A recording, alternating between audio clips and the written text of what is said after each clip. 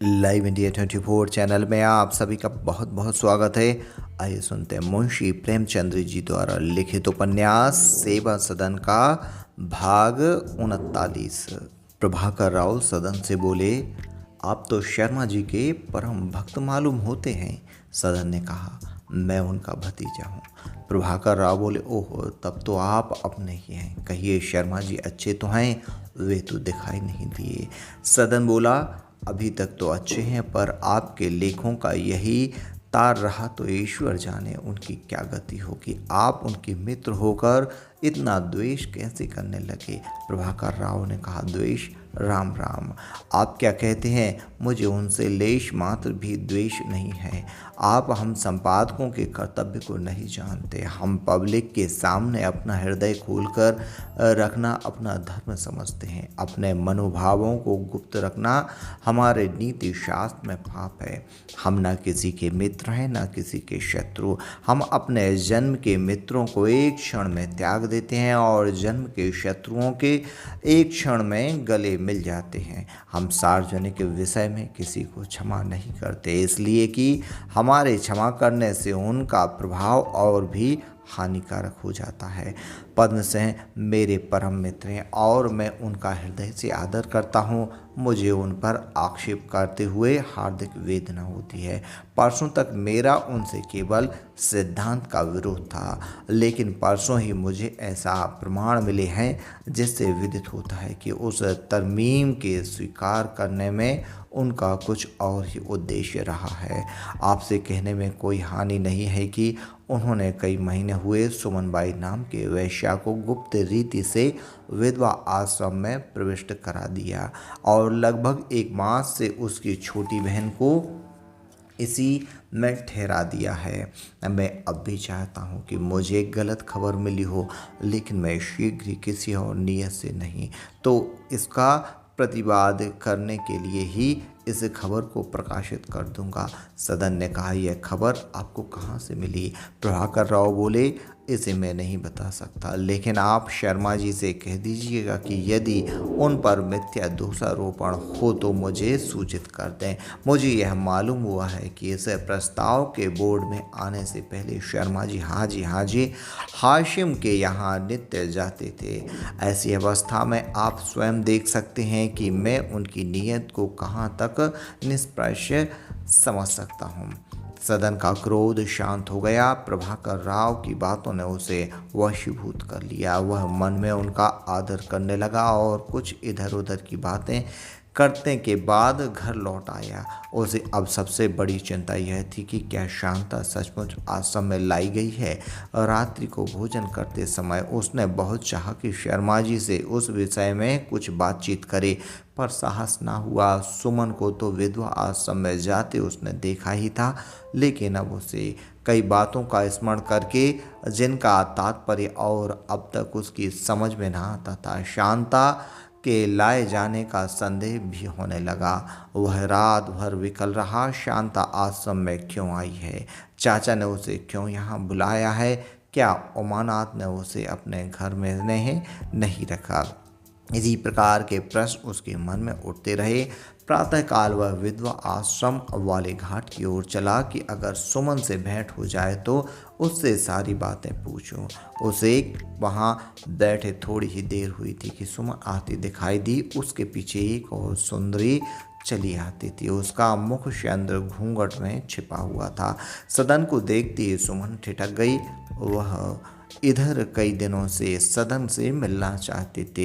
यद्यपि पहले उसने मन में निश्चय कर लिया था कि सदन से कभी न बोलेगी, पर शांता के उद्वार का उसे इसके सिवा कोई अन्य उपाय न सूझता था। उसने लजाते हुए सदन से कहा, सदन से आज बड़े भाग्य से तुम्हारे दर्शन हुए।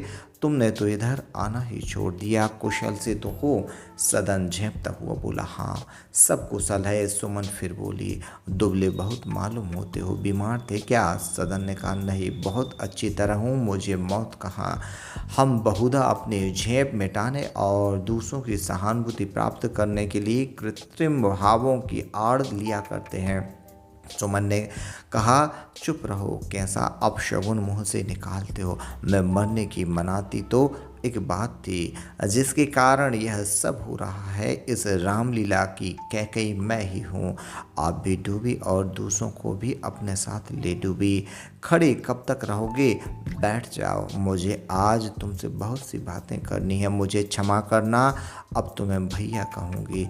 अब मेरा तुमसे भाई बहन का नाता है। मैं तुम्हारी बड़ी साली हूँ। अगर कोई कड़ी बात मुंह से निकल जाए तो बुरा मत मानना। मेरा हाल तो तुम्हें मालूम ही होगा।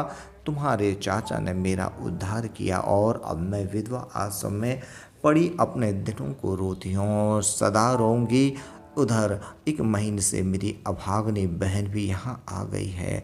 उमानाथ के घर उसका निर्वाह ना हो सका। शर्मा जी को परमात्मा चिरंजीवी करे। वह स्वयं अमोला गए और इसे ले आए, लेकिन यहाँ लाकर उन्होंने भी इसकी सुध न ली। मैं तुमसे पूछती हूँ, भला यह कहाँ की नीति है कि एक भाई चोरी करे और दूसरा पकड़ा जाए। अब तुमसे कोई बात छिपी नहीं। अपने खोटे नसीब से, दिनों के फेर से, पूर्व जन्म के पापों से मुझ अभाग्नि ने धर्म का मार्ग छोड़ दिया। उसका दंड मुझे मिलना चाहिए था और वह मिला।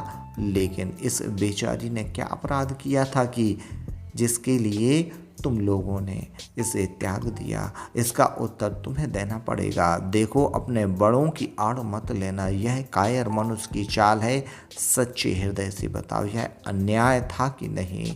और तुमने कैसे ऐसे घोर अन्याय होने दिया? क्या तुम्हें एक अबला बालिका का जीवन नष्ट करते हुए तनिक भी दया ना आई? यदि शांता यहाँ ना होती तो कदाचित सदन अपने मन के भावों को प्रकट करने का साहस कर जाता। वह इस अन्याय को स्वीकार कर लेता, लेकिन शांता के सामने वह एकाएक अपनी हार मानने के लिए तैयार न हो सका। इसके साथ ही अपनी कुल मर्यादा की शरण लेते हुए भी उसे संकोच होता था। वह ऐसा कोई वाक्य मुंह से ना निकालना चाहता था जिससे शांता को दुख हो। न कोई ऐसी बात कह सकता था जो झूठी आशा उत्पन्न करे। उसकी उड़ती हुई दृष्टि ने जो शांता पर पड़ी थी उसे बड़े संकट में डाल दिया था। उसकी दशा उस बालक की सी थी जो किसी मेहमान की लाई मिठाई को ललचाई हुई आंखों से देखता है, लेकिन माता के भय से निकाल कर खा नहीं सकता। बोला, बाजी, आपने पहले ही मेरा मुंह बंद कर दिया है, इसलिए मैं कैसे कहूँ कि जो कुछ किया मेरे बड़ों ने किया। मैं इनके सिरे दोष रखकर अपना गला नहीं छुड़ाना चाहता। उस समय लोक लज्जा से मैं भी डरा था। आप भी मानेंगे कि संसार में रहकर संसार की चाल चलनी पड़ती है।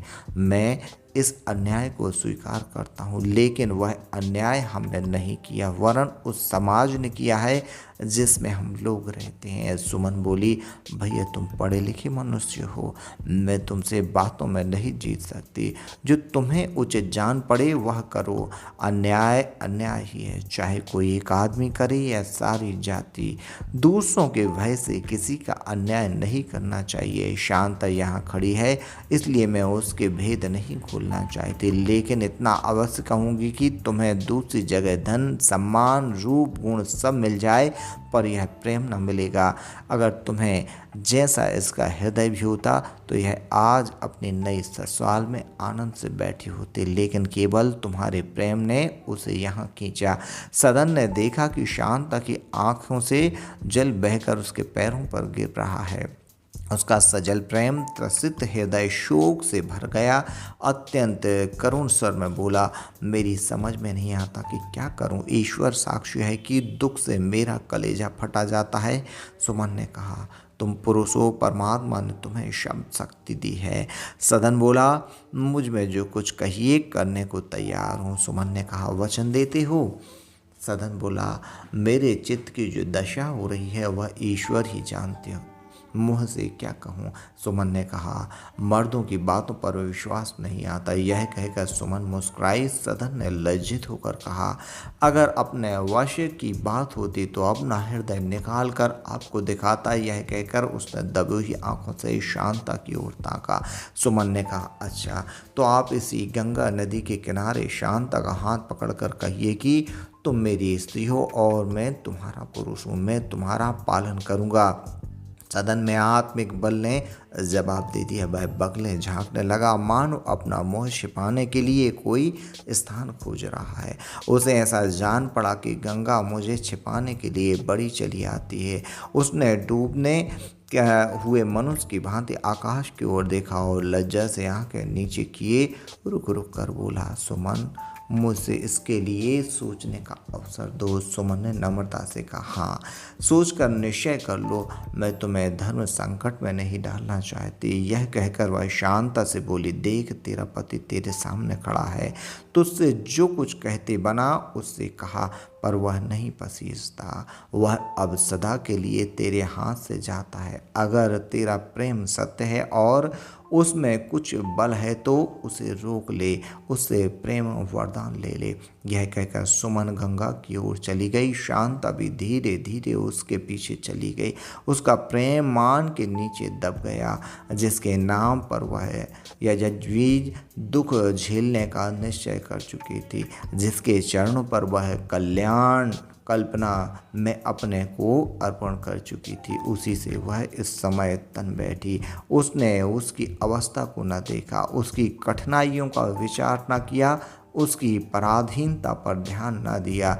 इस समय वह यदि सदन के सामने हाथ जोड़कर खड़ी हो जाती तो उसका अभीष्ट सिद्ध हो जाता, पर उसने विनय के स्थान पर मान करना उचित समझा। सदन एक क्षण वहाँ खड़ा रहा और बाद में पछताता हुआ घर को चला गया। सदन को ऐसी गिलानी हो रही थी मानो उसने कोई बड़ा पाप किया हो। वह बार बार अपने शब्दों पर विचार करता और यही निश्चय करता कि मैं बड़ा निर्दय हूँ। प्रेमाभिलाषा ने उसे उन्मत्त कर दिया था। वह सोचता, मुझे संसार का इतना भय क्यों है? संसार मुझे क्या दे रहा है? क्या केवल झूठी बदनामी के भय से मैं उस रत्न को क्या त्याग दूं, जो मालूम नहीं मेरे पूर्व जन्म की कितनी ही तपस्याओं का फल है। अगर अपने धर्म का पालन करने के लिए मेरे बंधुगण मुझे छोड़ दें तो क्या हानि है? लोक निंदा का भय इसलिए है कि वह हमें बुरे कामों से बचाती है। अगर वह कर्तव्य मार्ग में बाधक हो तो उससे डरना कायरता है। यदि हम किसी निरपराध पर झूठा अभियोग लगाएं तो संसार हमको बदनाम नहीं करता, वह इस अकर्म में हमारी सहायता करता है, हमको गवाह और वकील देता है। हम किसी का धन दबा बैठे, किसी की जायदाद हड़प लें तो संसार हमको कोई दंड नहीं देता, देता भी है तो बहुत कम, लेकिन ऐसे कुकर्मों के लिए वह हमें बदनाम करता है, हमारे माथे पर सदा के लिए कलंक का टीका लगा देता है। नहीं, लोक निंदा का भय मुझसे यह अधर्म नहीं करा सकता, मैं उसे मझधार में न डूबने दूंगा। संसार जो चाहे कहे, मुझसे यह अन्याय ना होगा। मैं मानता हूँ कि माता पिता की आज्ञा का पालन करना मेरा धर्म है। उन्होंने मुझे जन्म दिया, मुझे पाला है, बाप की गोद में खेला हूँ, माँ का स्तन पीकर पला हूँ। मैं इसके इशारे पर विष का प्याला पी सकता हूँ, तलवार की धार पर चल सकता हूँ, आग में कूद सकता हूँ, किंतु उनके दुराग्रह पर भी मैं उस रमणी का तिरस्कार नहीं कर सकता जिसकी रक्षा करना मेरा धर्म है। माँ बाप मुझसे अवश्य ही विमुख हो जाएंगे, संभव है मुझ दे त्याग दें, मुझे मरा हुआ समझ लें, लेकिन कुछ दिनों के दुख के बाद उन्हें धैर्य हो जाएगा, वह मुझे भूल जाएंगे, काल उनके घाव को भर देगा। हाय, मैं कैसा कठोर, कैसा पाषाण हृदय हूँ। वह रमणी जो किसी रनिवास की शोभा बन सकती है, मेरे सम्मुख एक दीन दया प्रार्थी के समान खड़ी रहे और मैं जरा भी न पसीजूं। वह ऐसा अवसर था कि मैं उसके चरणों पर सिर झुका देता और हाथ जोड़कर कहता, देवी मेरे अपराध क्षमा करो। गंगा से जल लाता और उसके पैरों पर चढ़ाता, जैसे कोई उपासक अपनी इष्ट देवी को चढ़ाता है, पर मैं पत्थर की मूर्ति के सदृश खड़ा रहा, कुल मर्यादा को बेसुरा राग अलापता रहा। हाँ, मंदबुद्धि, मेरी बातों से उसका कोमल हृदय कितना दुखा होगा, यह उसके मान करने से ही प्रकट होता है। उसने मुझे शुष्क, प्रेम विहीन, घमंडी और धूर्त समझा होगा। मेरी ओर आँख उठाकर कर देखा तक नहीं। वास्तव में मैं इसी योग्य हूँ। यह पश्चातात्मक विचार कई दिन तक सदन के मर्म स्थल में दौड़ते रहे। अंत में उसने निश्चय किया कि मुझे अपना झोपड़ा अलग बनाना चाहिए, अपने पैरों पर खड़ा होना चाहिए।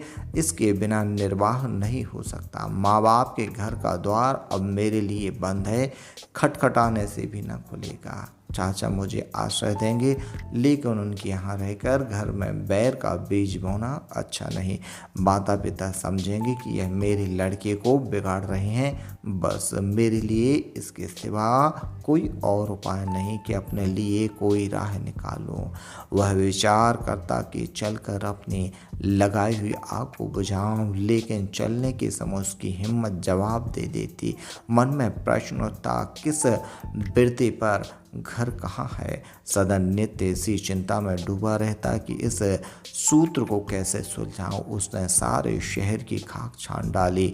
कभी दफ्तरों की ओर जाता, कभी बड़े बड़े कारखानों के चक्कर लगाता और 2-4 घंटे घूम घाम कर लौट आता।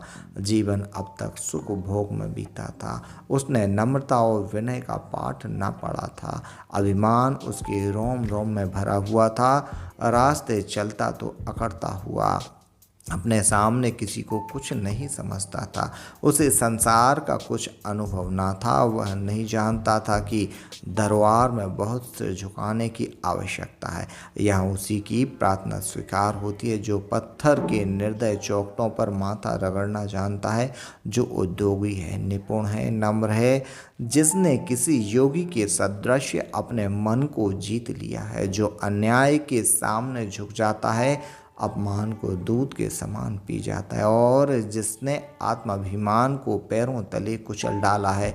वह न जानता था कि वही सद्गुण जो मनुष्य को देवतुल्य बना देता है, इस क्षेत्र में निदारत की दृष्टि से देखे जाते हैं। वह ईमानदार था, सत्यवक्ता था, सरल था, जो कहता मुंह पर लगी लिपटी रखना न जानता था। पर वह नहीं जानता था कि इन गुणों का आत्मिक महत्व, चाहे जो कुछ हो, संसार की दृष्टि में विद्या की कमी उसने नहीं पूरी होती। सदन को इस प्रकार भटकते हुए 1 मास से अधिक हो गया और कोई काम हाथ न लगा। इस निराशा ने धीरे धीरे उसके हृदय में असंतोष भाव जागृत कर दिया। उसे अपने माता पिता पर, अपने चाचा पर, संसार पर और अपने आप पर क्रोध आता।